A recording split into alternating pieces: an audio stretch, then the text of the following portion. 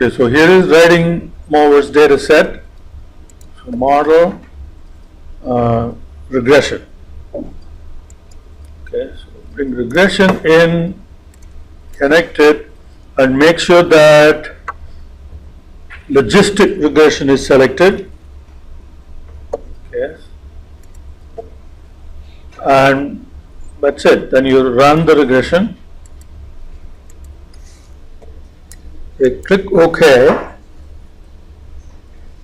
Then select the exported data.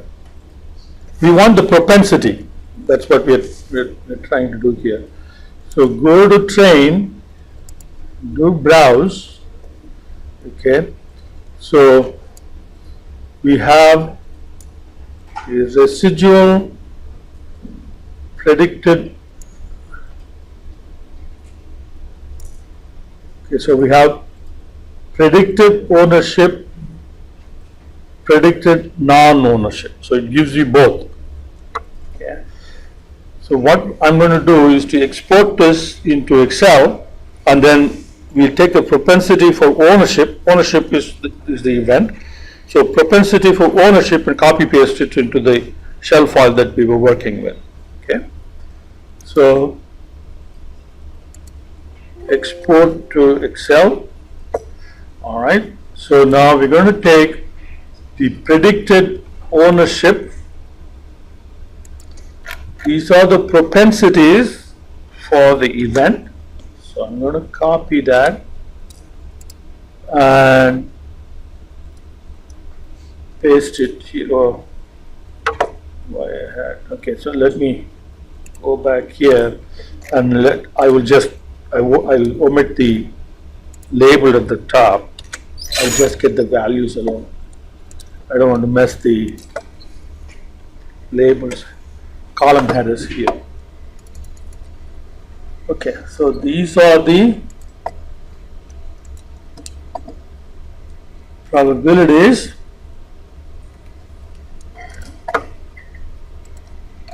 If you're going to do lift chart, then we have to sort this, but we will come to lift chart later on. Right now, let's not worry about that.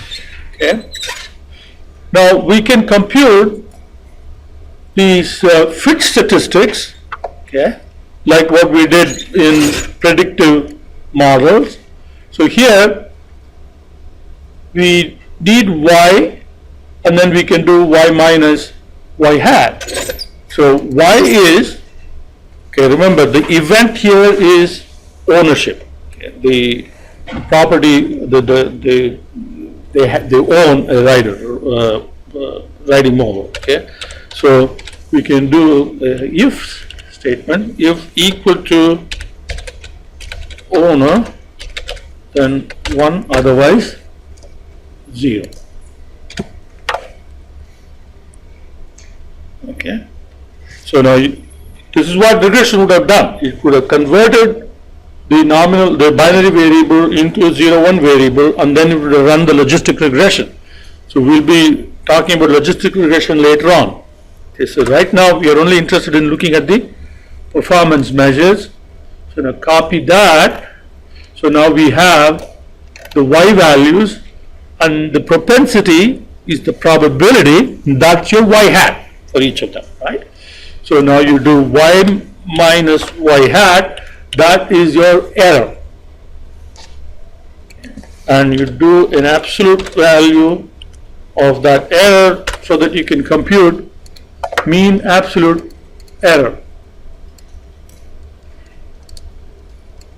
So copy that.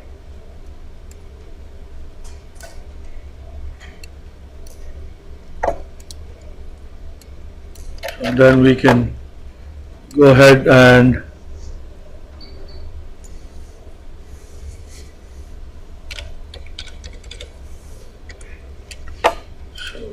count that. So we have 24 observations. Oh, no. That should be n. And I need p.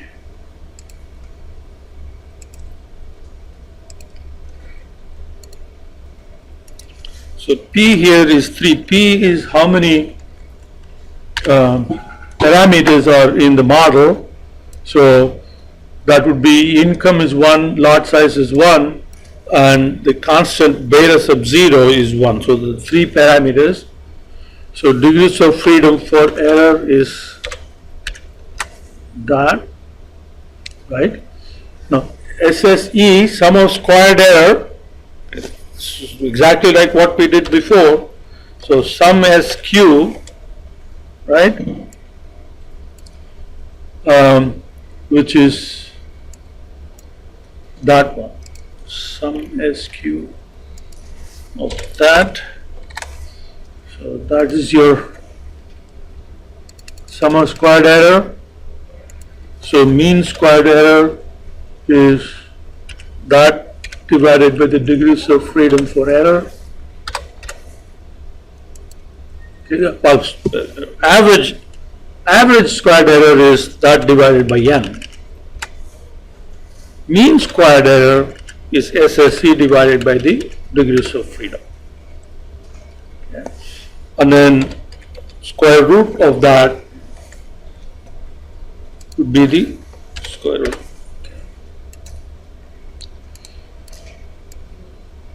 Now these are the values that are reported. Okay. In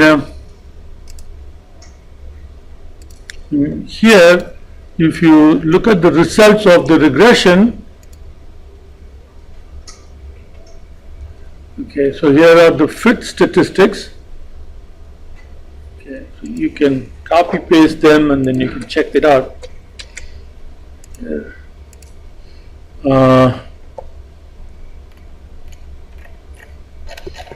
Well, let's do it here and bring it back. Okay, so if you clear the formats, okay, and let's just get these over here. Okay, so your average squared error, then average mean square error, mean absolute deviation, maximum absolute deviation, all of that will be from there you'll get the maximum, and MAD is the average of those. Now the measures that take into account the fact that you're adding more variables, okay, remember these adjusted for adding more variables into the model. So these are not exactly the same as these formulas, because this is classification. The formula is a little more complicated. So we will only, usually in classification problems, we won't be even looking at these. We'll be looking at the classification confusion matrix. That's what usually we'll be looking at. Yeah, but these are reported in SAS Enterprise Miner also, in case you need it. But usually that's not the case.